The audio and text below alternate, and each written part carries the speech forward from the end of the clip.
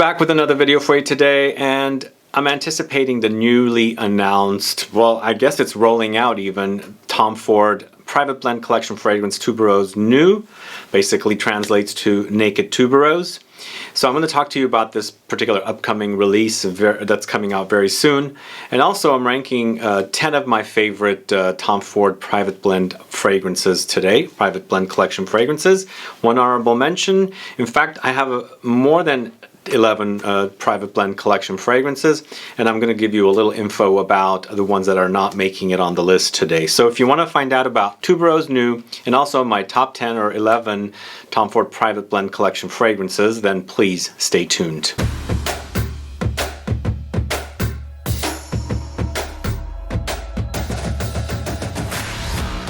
Thanks so much for tuning in. This is Sebastian with Smelling Great Fragrance Reviews. That's right, today I'm talking about Tom Ford's Private Blend Collection fragrances, and of course anticipating Tuberose Nue. It translates to Naked Tuberose, one of the latest releases from the naughty named fragrances from Tom Ford's Private Blend Collection fragrances. Most likely this one's going to end up in the more expensive collection because the previous ones, the fucking fabulous Lost Cherry, Rose Prick, and Bitter Peach, ended up in that collection. So I'm assuming it's going to be in the higher priced collection.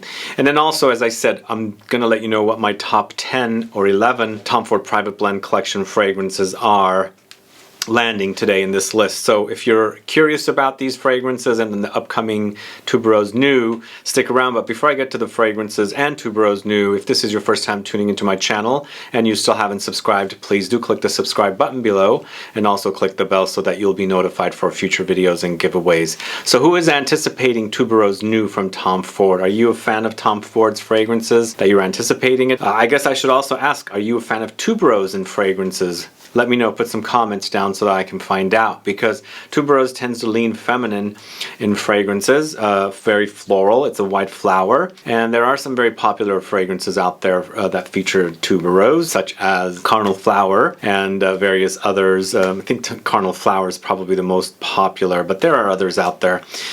So this one actually sounds pretty darn good. Again, it translates to Naked Tuberose, Tuberose Nue, and it would be launched according to the info I saw online in a 50 ml and a 250 ml, which is kind of how the Lost Cherry and Bitter Peach were to launch, but actually they ended up with 50 mils each, and then Lost Cherry ended up having a 50 ml and a few other sizes in addition to 100 ml as well. So Bitter Peach right now, I only see it as a 50 ml. I'm not sure if they've added 100 ml of it. I'm not sure how successful it was.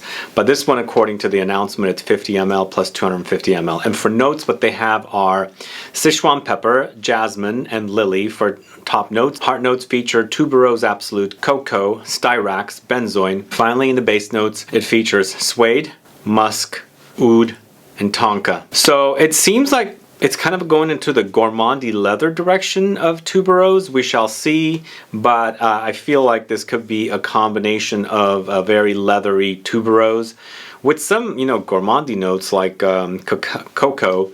And then of course the benzoin has these vanillic resinous touches, so it seems like it's going to go into the sweet direction. Not necessarily gourmand, but I don't know how much of a cocoa experience it's going to be, but definitely seems like it's going to be leathery, resinous. And then that Sichuan pepper comes in as well, and they seem to be using Sichuan pepper quite a bit. Tom Ford Private Blend Collection fragrances. And Sichuan pepper is like black pepper or pink pepper, but it also has a lemony touch to it. So it's like a peppery, lemony experience. So I'm very, very curious about this. I love tuberose in fragrance. In fact, I love tuberose as a flower. It smells so gorgeous, really, really beautifully gorgeous. So let's hope this one's going to be one that is going to be great as a great smell, because right now in Tom Ford's naughty collection of fragrances, neither one has really gotten me really excited, but Lost Cherry I do enjoy, Rose Prick I do enjoy, Fucking Fabulous I do enjoy, and Bitter Peach I do enjoy as well. They're all pretty good fragrances. I just think they're not like, oh my god, these are great fragrances. Does that make sense? So hopefully this one's going to be like that. And of course, if you want to catch my naughty fragrances video for Tom Ford's private blend collection of naughty fragrances, there is a video on the channel. Go catch that. It might be something fun to watch. So that's the info I have for Tubereuse Nue. Also, let me know if you're curious about this, and also if you've already sampled it, because I'm very, very curious now, and I'm not sure when the launch date is, but I think it's pretty soon coming up. I think Rose Prick launched around the same time this year, last year, so I'm assuming it's going to be hitting the stores very, very soon. So that's the info about that. And then of course I have the top 11. There's a top 10 plus an honorable mention today. But my entire collection is not featured here, and the fragrances that I'm leaving off, AZURE Lime, I have a bottle and I'm not featuring it on the list. Now this one's been discontinued for quite a bit. It's a lime focused fragrance. This is a fragrance that was out when I first got into reviewing fragrances, like back in 2012. So it's been axed. I think it's been axed for a while. It was removed initially from retailers, and then it was selling online only, and I think it's no longer there. NEROLI Portofino I have. I don't have it on the list. It's part of my collection. I feel like it's so common that it doesn't make my top 10 Tom Ford private blend collection fragrances. But if you like NEROLI, I think it's a great, you know, more intense than 4711 kind of a NEROLI fragrance, because it's kind of similar in that ballpark. And I do really enjoy NEROLI Portofino Forte. So Lavender Extreme is another one that I owned and I bought not last year, the previous year. I did a video comparing it to Lavande from Molinard. If you're a fan of Lavender Extreme and you thought it was way too expensive, it comes in that beautiful silver flacon. You should definitely check out my review comparing it to Lavande from Molinard. But I thought it was a great fragrance, Lavender Extreme, but I felt like it was really close to Lavande from Molinard. Oud Wood Intense. Now recently I featured Oud Wood Intense in a video of a haul video, my outlet mall haul video, and I found 2 bottles really inexpensively, large flacons for 165 bucks. They were really, really great prices. You know, Oud Wood Intense is on the animalic side. It's much more musky and animalic in comparison to the original Oud Wood. And that particular fragrance, Oud Wood, is not animalic. Oud Wood Intense has a castoreum note, so it's quite leathery and animalic, musky.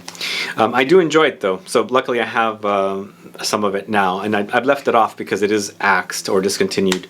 Now Tuscan Leather Intense, on the other hand, is amazing. I really love Tuscan Leather Intense. Similar green to Fougère Platine, and also Vert de Bois. All the Vert fragrances are discontinued, I think, and I don't have any of them, unfortunately, so obviously they're not making it on the list. But I love this whole green series of fragrances, Vert series, and Tuscan Leather Intense was similar to, maybe it reminded me of Vert de Bois, and it also kind of reminds me of Fougère Platine. Those 3 fragrances have similarities to me with the greenness. It's kind of a licoricey anise-like similarity in there, but luckily I have a large bottle of Tuscan Leather Intense, so I won't be including it here, and I believe it's discontinued. Anyway, those are the ones that I'm not featuring on the list, but let's get started with the list. So my honorable mention is Bitter Peach. If you haven't caught my X-rated Tom Ford fragrances video, you should go catch it. I'm not going to say what this one means, but if you want to find out, go watch that video. I won't get into the technicalities, but I featured this as my honorable mention, or my number 11, because in the end it smells great to me. It does smell great, but it does remind me, or hints at, Muglaire's Angel, but it's not identical, obviously. It just hints at it.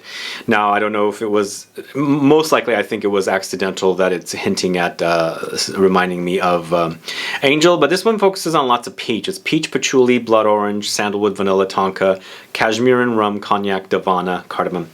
Really, really beautiful. I really like it. But it's at number 11 because I like the other ones a little better. And it's sort of a letdown, and I don't know. I just felt like it was an honorable mention, not necessarily meaning or deserving of being in the top 10. Does that make sense?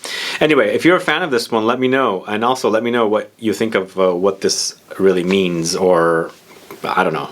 That's all I'm going to say. Bitter Peach, number 11. Let me know if you're a fan of it. So we're starting off the list with number 10, and at number 10, it's White Suede. Now this one's way at the bottom because, you know, it's very pricey for what you get, because it's a very linear fragrance, or a skin scent kind of a fragrance for me, but it's a very, very sexy one. It's musky. White Suede is basically known for musk For me, it's more of a white musk with slight light, you know, leathery and animalic hints. Not a lot, a little bit. And if you like fragrances like Muscade AZURE, but not so gourmand, or you know, even original musk from Kiehl's, but you want something a little better, this is definitely one for you to try. I like this one on its own. It's cozy, warm, it's sexy, but you know, for me, it feels like it's a soapy, clean musk, and also contrasted with like slight animalic musk as well, like deer musk, which is what musk fragrances are originally featuring, deer musk. I really like it. Really like it, but it's one of those fragrances that it deserves to be mentioned and also, you know, worn because I like this kind of a smell, but it doesn't make it to the top because there are other more standout fragrances in this collection. Definitely beat out Bitter Peach because I like the subtleties of this one. When I don't want complicated fragrances, I want something more close to the skin, something that smells great, something that makes me feel, you know, feel good and very cozy. And this is the kind of fragrance I want. It's subtle. People have to get close to you to smell this one, but it really does smell great. It's a fragrance that you can be intimate with your loved one or, you know, girlfriend, boyfriend, whatever, and you'll smell great. You know, it's that kind of a fragrance. Really wonderful. It's at number 10. It's white suede. Now you're going to see a lot of my decanter bottle because I don't have a lot of the spray bottles here, but there are a few spray bottles. But we're going next with fucking fabulous. This one right here. So this one, you know, this was the big fragrance. It was launched as a limited edition fragrance. Later it became so popular and was added to the rotation. And this is one of the more expensive, just like this one. It's one of the more expensive fragrances. But the thing is, per mil price is much lower when you buy this because Bitter Peach doesn't have a large size. It only comes in a 50 ml. So in the end, you're paying 50 ml. You're getting a 50 ml, and it's like $400, like 400 something, I think.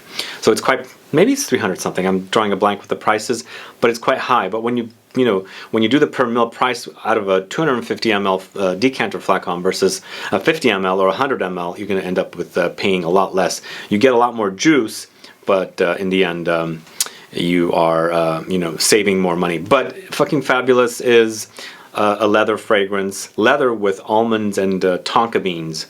Plus there's this green aromatic clary sage note running throughout it. So in the end, you definitely pick up the tonka and almonds. It's very almondy and nutty. There's some bitter touches in there as well. The vanilla comes in, there's some amber, lots of woods, and you know, I like it, but it's not what the name says it is. You know, it's not.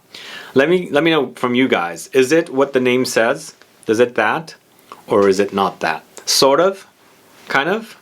Let me know if it's a number one fragrance for you, but for me, it's number 9. One thing I do want to mention before we move forward, my taste changes all the time, guys. There are the fragrances that always stay at the top, and there are some fragrances that, you know, my taste changes, so things shift around. So I might have thought this one was much better before. Now it's less, not as good kind of a thing.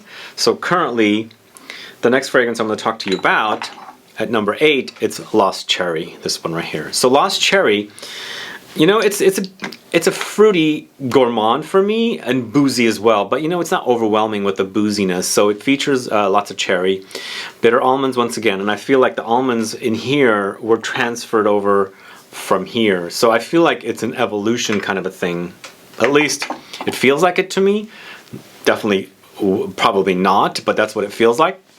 The bitter almonds, there's a cherry liqueur like touch in here, tonka beans, Peru balsam, vanilla, benzoin.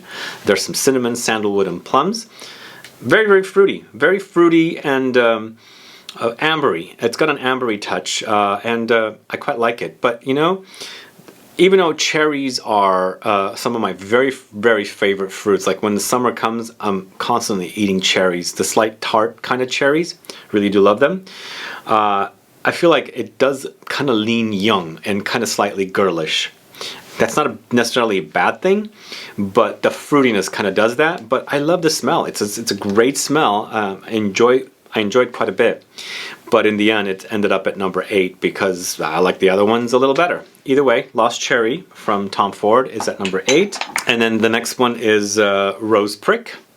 So these are the 4 of the naughty fragrances, and there's, like I said, there's a video about it. And this one recently was featured in a Green Rose Fragrances video. I get a very stemmy experience with this one, even though they don't mention green notes. I feel like the 2 kinds of roses that are in here feel like they're kind of young and stemmy green kind of roses, which I quite like. But it has May Rose, Turkish Rose, Bulgarian Rose. I guess it's 3 kinds of roses.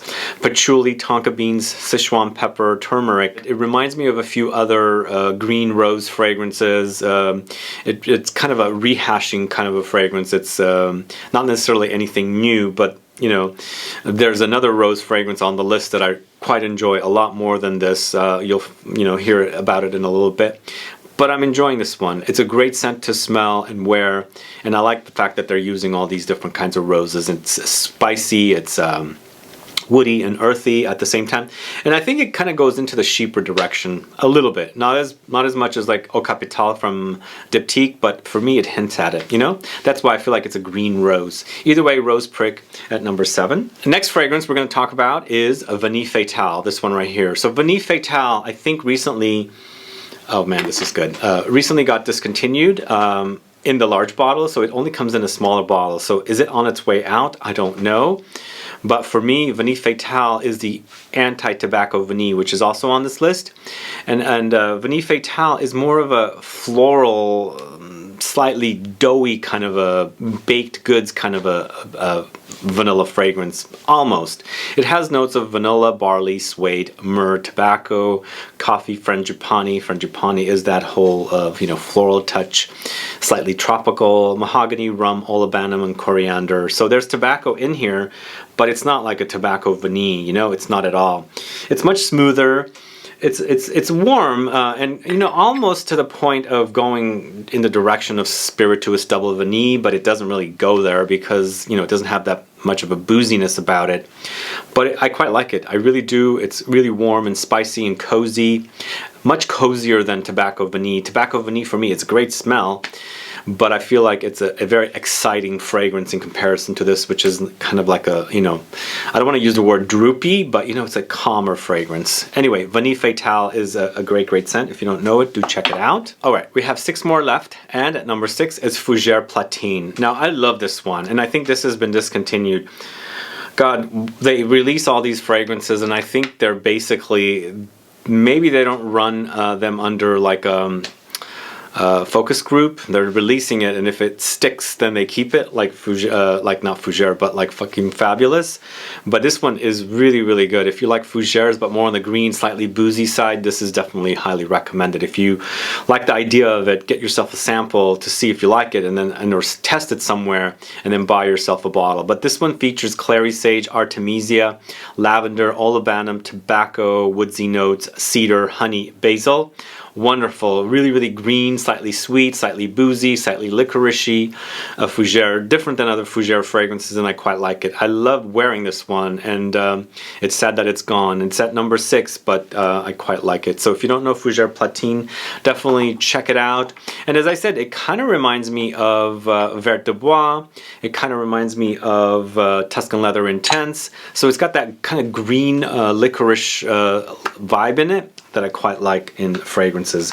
So at number 5, it's one of the original 4. I call it the original 4 because I feel like those are the more popular. I don't think they came out all at the same time, but those fragrances are Tobacco Vanille, Noir de Noir, Oud Wood, and then Tuscan Leather. So at number 5, it's Tuscan Leather, and Tuscan Leather is here because it is a great fragrance. I think it came way before. No, definitely it came way before than Ombre Leather, and Ombre Leather has now become really popular because it is in the signature line of fragrances. But this one was the original, even though they're close but not close.